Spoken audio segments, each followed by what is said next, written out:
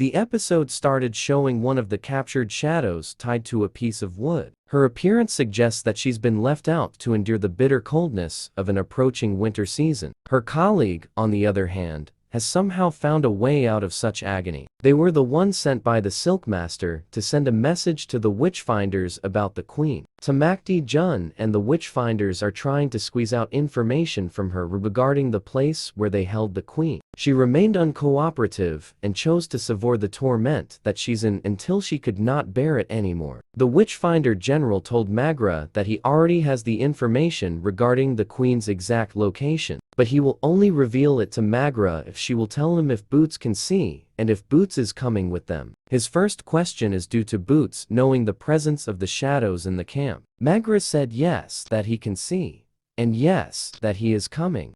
Tamakdi Jun is displeased with what he heard and is openly showing it to Magra. Magra argues with him and told him that she is the princess and should be the one to be obeyed. Magra also orders the Witchfinder General to leave some men behind to try to look for Baba Voss and the children. Tamakdi Jun could not refuse to Magra's tenacity. They then started their journey to rescue the Queen. Baba Voss and company also resumed their journey to find Jorlameril. Paris is appealing to Hanua for her to talk to her father. It is to, somehow, comfort him about what happened to Magra. Hanua is hesitant and asks Paris why it should be her. Paris told her that it doesn't matter who does it, it's the thought that counts. They stopped to camp for the night. Baba Voss went by the ridge and asked Kofin how further they should have to go. When Kofin looked, he can already see the Lavender Road at the other side of the lake. He told his father that he never thought that they would find it. Baba Voss coughed and spat out blood. While traveling, Magra asked Tamakdi Jun how did the Queen end up at the side of the road with only a maid and a driver as company. The general told her that he could only imagine a number of things, no matter how much he tried not to. At the City of Worms, Cora brought food to the muffled and tied up Queen Sibeth. The slave asked permission from the Silk Master. The Queen just thrown the food away. A bell is attached to her, so whenever she moves, an overseer will check her and gets extra pampering if she will not stop moving. The Queen seemed very satisfied of their hospitality. She can't get enough of their tender and loving care. Then she fell asleep in satisfaction. Baba Voss and company are now following the Lavender Road. They passed by a dilapidated building where they stopped and rested. Kofin tried to ask Hanua for forgiveness about what happened when they trapped in the cave. Hanua didn't hesitate to forgive him.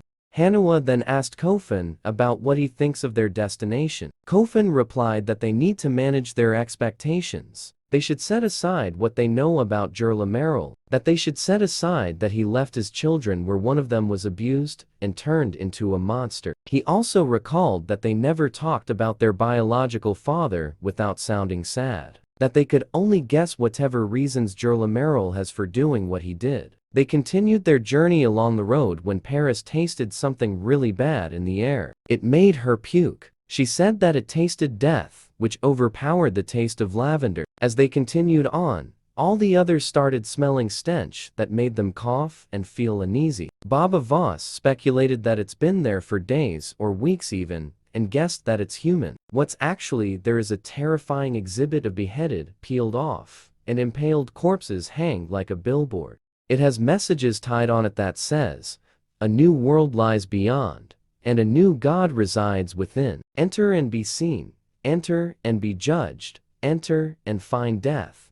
Kofin can tell that it's Jorlameril and said that he has lost his mind. Paris theorized that it may be just put up to keep those who persecutes the sighted away, and all of them knows how it is to be sighted in their world. Baba Voss agrees with Paris. He said that they did not come that far just to turn around when they see something like that. He wanted to know what they all sacrificed so much for. He wanted to know for what he sacrificed his wife for. He then told them to come and said that at least they know they are in the right way. Meanwhile, Boots is sent to spy at the City of Worms. The people there were oblivious that someone is observing them. He then relayed what he has observed to Tamakdi Jun and Princess Magra.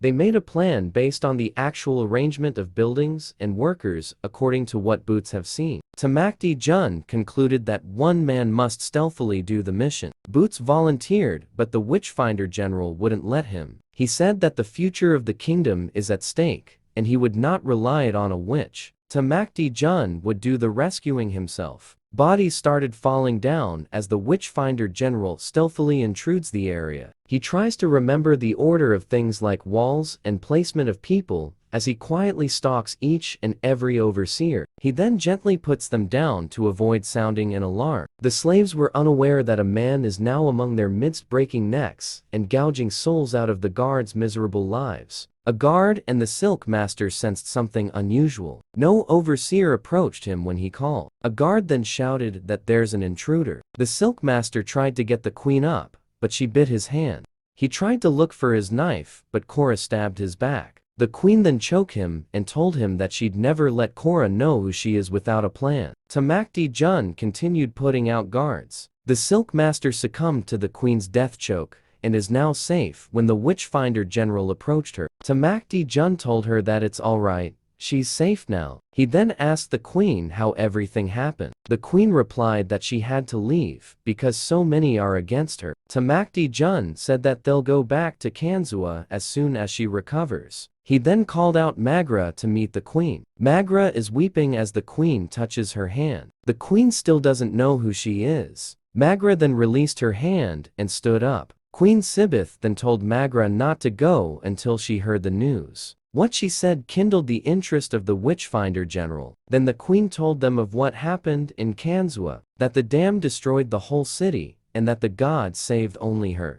Tamakdi Jun said that she destroyed it and drowned all, including the family of soldiers who for years have done her bidding, and for the promise that one day they will all return to their homes and their families. Now, they have endured countless battles and miseries for nothing. The queen callously reasoned that she has to do what must be done to save her dynasty. Tamakdi Jun wonders what would he tell his men about what happened, and will they still follow him if he orders him to go somewhere. The queen said to him that they are not his men, but the queen's men. She also thinks that they will do as what she tells them because she is their queen. Tamakdi Jun then said that they'll have to reconsider something. Baba Voss and company reached a narrow path. He stopped and noticed something. He asked Paris and she said she sensed danger. Hanua does not believe her and said she notices nothing. Baba Voss suggests that they find another way around it. Hanua insists that there's nothing and even asked Kofin's opinion. Kofin agrees to Hanua. Hanua stubbornly tried to continue to the path when Baba Voss stopped her. He looked for a rock and thrown it ahead. A number of arrows hit where it landed. Baba Voss made Kofin point him towards one of the archers, then he threw a pickaxe and hit him. Hanua wanted to get the bow and arrows, but Ba Lion stopped her. Ba Lion wanted to fetch it for her. Ba Lion slowly and quietly proceeded to fetch the weapons. She found a sword and located the bow. When trying to get back, an arrow fell, then she took a hit in her thigh. She's lucky that all other arrows missed her. Hanua ran to rescue her. Kofin shouted her name to stop her. A man shouting ceasefire can be heard at the background. Someone shouted and asked if she's Hanua. She answered yes. He also asked who shouted Hanua's name. Kofin answered with his name. The man then said children of Jurlameril. He then said that not far away is a bridge, and beyond it is the House of Enlightenment. Paris asked if there's a healer in that place. The man told them that they are not welcome, and only the children of Jurlameril are permitted to proceed beyond that point. They tried to appeal to him to no avail. Kofin and Hanua argued whether to continue or not. Baba Voss intervened and reminded them of what all of them have gone through just to be there, and that he accepts the fact that there comes a time where every children has to cross a bridge alone. He recalled that he stood on a wall of rocks and fought for them since the day they were born, and continued on to fight for them. And that's what a father does to protect his children. But a father must also know when is the time to let his children go, so that they may find their own path. And that time has come. Kofin don't want to believe what Baba Voss said about letting go. He asked Hanua for support. Hanua, instead, says the opposite. She said that they live in a different world than Baba Voss, added that they always have, and that they never really understand each other, That's why Baba Voss brought them there. Baba Voss refuted that she's wrong, that they don't live in different worlds because they, as his children, are the only world that he has lived since the day that they were born. He then added that he may be as blind as anyone, but he sees them both, and that he will continue seeing them. He then told them that he must now see their true father. Kofun embraced him and said that he is his true father. Baba Voss then bid goodbye to them. Baba Voss fetched Ba Lion and told them to remember their mother always as he walked away. Paris stayed a while and said to them that the gift of sight can be blinding, that Gerlameril is their biological father and he is sighted, but he is not a god.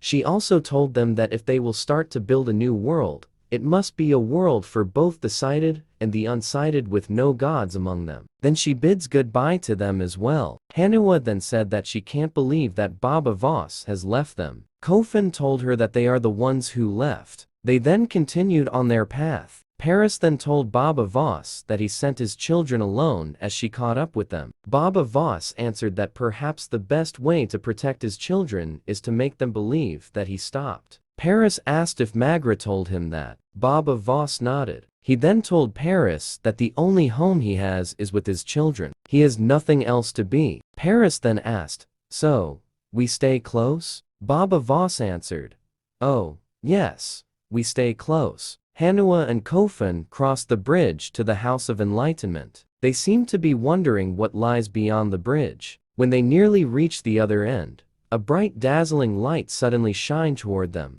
If you liked the video and would like to see more from this channel, please subscribe. It would serve as a great inspiration for me to continue uploading videos. Thank you so much for watching. Till next episode.